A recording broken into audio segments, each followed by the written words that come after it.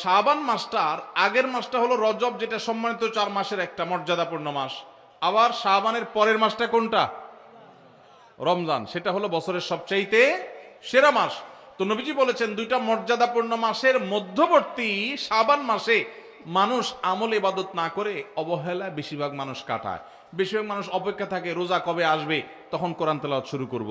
রমজান কবে চাঁদ দেখা যাবে রমজানের, তখন নামাজ ধরবো। রমজান কবে শুরু হবে, তখন থেকে আমি তারাবি পড়া ধরবো, ভালো কাজ করা ধরবো। শাবান মাসে মানুষ রমজানের ক্ষণ গণনা, দিন গণনা করতে থাকে, অবসর থাকে, অলসতা করে, অবহেলা করে। নবীজি বলেছেন মানুষ যেহেতু অবহেলা করে, এই জন্য এই সময়টাতে আমি বেশি বেশি নফল রোজা রাখি। কারণ যেই সময়টাতে মানুষ অবহেলা করে ওই সময় ইবাদতের আলাদা গুরুত্ব তৈরি হয়। ভোর রাতের সময় সবাই ঘুমায় থাকে, এই জন্য তখন তাহাজ্জুদ পড়লে সওয়াব বেশি। তাহলে এই যে শাবান মাসে নবীজি বেশি বেশি রোজা রাখতেন কেন? কারণ অবহেলিত মানুষ কেউ এটা করে না, এই জন্য তিনি বিশেষভাবে এই মাসে নফল রোজা রাখতেন। এই জন্য তার অনুসরণে আমরাও রাখবো। দ্বিতীয় কারণ তিনি বলেছেন কেন তিনি এই মাসে বেশি রোজা রাখেন, ওই যে ওসামা ইবনে যায়েদ রাদিয়াল্লাহু আনহুকে দুইটা কারণ বলেছেন। এর মধ্যে একটা হলো শাবান মাসটাতে মানুষ অবহেলিতা করে, আমল ইবাদত একটু কম করে, কারণ রমজান আসবে আসবে বলে অপেক্ষা করে। সেজন্য তিনি এই মাসে বেশি বেশি আমল করেন, কারণ অবহেলার টাইমের আমলের গুরুত্ব একটু বেশি। দ্বিতীয় কারণ হলো তিনি বলেছেন শাবান মাসে বান্দার আমলনামা আল্লাহর কাছে উপস্থাপন করা হয়। ফেরেশতারা রিপোর্ট জমা দেয়।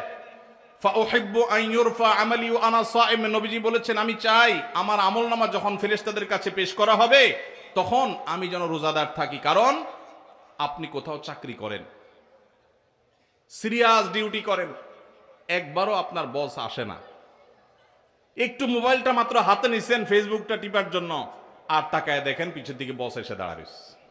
মেজাজটা কেমন লাগবে বলেন? খারাপ লাগবে না?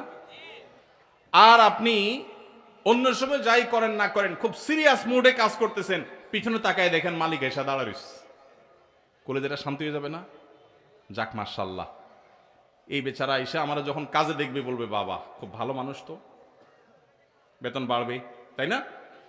নবীজি সাল্লাল্লাহু আলাইহি সাল্লাম বলছেন যে আমি শাবান মাসে বেশি বেশি নফল রোজা এই জন্য রাখি, ফেরেশতারা আমার সারা বছরের আমলনামা আল্লাহর কাছে রিপোর্ট জমা দেন, সারা বছর কি করেছি না করেছি তার সব হিসাব জমা দেন। আল্লাহ যখন আমার হিসাবের প্রতি মনোনিবেশ করেন, ওই অবস্থায় যদি আল্লাহ সুবহানাহু ওয়া তাআলা তিনি দেখতে পান যে তার বান্দা আমি রোজা আছি, তাহলে আল্লাহ একটু অনুগ্রহ করবেন। এই জন্য আমি এই মাসে রোজা রাখি। তাহলে নবীজি সাল্লাল্লাহু আলাইহি সাল্লাম শাবান মাসে রোজা দুইটা কারণ পাওয়া গেল। এক তো হলো গাফলতির সময় সেজন্য তিনি রোজা রাখতেন, দ্বিতীয়ত হলো এই মাসে বান্দার আমলনামা পেশ হয় সেজন্য তিনি রোজা রাখতেন। এই দুই কারণ আমাদের বেলায়ও আছে না নাই? তাহলে আমাদের রোজা রাখা উচিত না উচিত না? চেষ্টা করবো তো ইনশাআল্লাহ। ভাইরা আমার, একটা প্রশ্ন আপনাদের মনে হইতে পারে, সেটা হলো আমরা তো শুনছি মানুষের আমলনামা সকালে বিকালে আল্লাহর কাছে জমা হয়, ফেরেশতারা জমা করে, আবার এখন শুনলাম শাবান মাসে জমা হয়, তাহলে দুই রকম হলো যে? এর উত্তর হলো আল্লাহ রাব্বুল আলামিনের কাছে আল্লাহর ফেরেশতারা মানুষের আমলনামাকে 3 ধাপে, 3 স্তরে, 3টা লেয়ারে, 3টা সময়ে আলাদা আলাদা ভাবে উপস্থাপন করে। একটা হলো প্রাত্যহিক রিপোর্ট, প্রাত্যহিক আমলনামা, ডেইলি,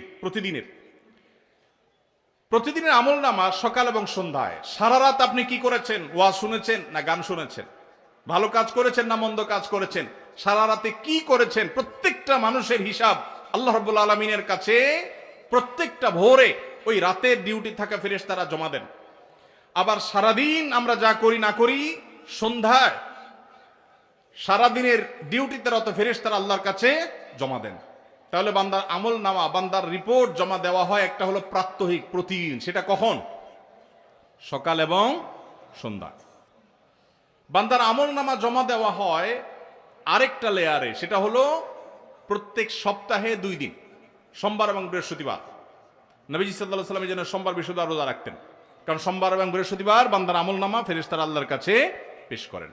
তাহলে একটা হলো ডেইলি আমলনামা পেশ, সেটা সকাল সন্ধ্যা। একটা হলো সাপ্তাহিক আমলনামা পেশ, সেটা হলো সোম বৃহস্পতি।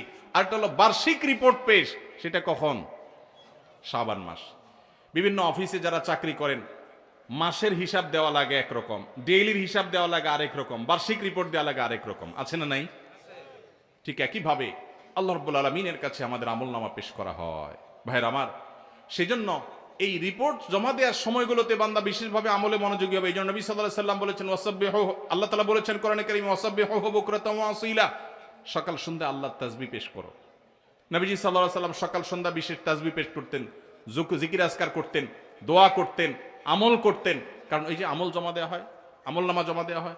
আবার সোমবার বৃহস্পতিবার রোজা রাখতেন, কারণ আমল নামা জমা দেওয়া হয়। আবার শাবান মাসে বেশি রোজা রাখতেন, কারণ আমল নামা জমা দেওয়া হয়। তাহলে আমল নামা জমা দেওয়ার দিক 3টা লেয়ার আছে, মনে থাকবে তো ইনশাআল্লাহ ভাইরা আমার। এছাড়াও শাবান মাসে বেশি বেশি নফল রোজার আরেকটা কারণ আছে, সেটা হলো ইস্তেহাদি। সেটা হাদিস দ্বারা না, প্রমাণিত না, সেটা বিভিন্ন মুহাদ্দিসগণ, ওলামা একরাম, স্কলারগণ বলেছেন। সেটা হলো হঠাৎ করে রমজানের রোজা যদি রাখা শুরু করেন, সারা বছর এক রকমের খাদ্য অভ্যাস, সকাল দুপুর রাতে খেয়ে, এখন হঠাৎ করে অভ্যাসটা চেঞ্জ হয়ে যাবে, ইফতার এবং রাতে সাহারি খাবেন আর সারাদিন না খেয়ে থাকবেন। হঠাৎ করে 30 দিনের রোজা রাখতে গিয়ে আপনার কষ্ট হয় কিনা, অভ্যাসটা আগে থেকে যেন হয়, সেজন্য শাবান মাস থেকে কিছু কিছু নফল রোজা রাখতে হয়। এটা হলো ওয়ার্ম আপ, রিহার্সেল, প্রস্তুতিমূলক রোজা। এই জন্য ভাই এই শাবান মাসে বেশি বেশি রোজা রাখবেন তো ইনশাআল্লাহ।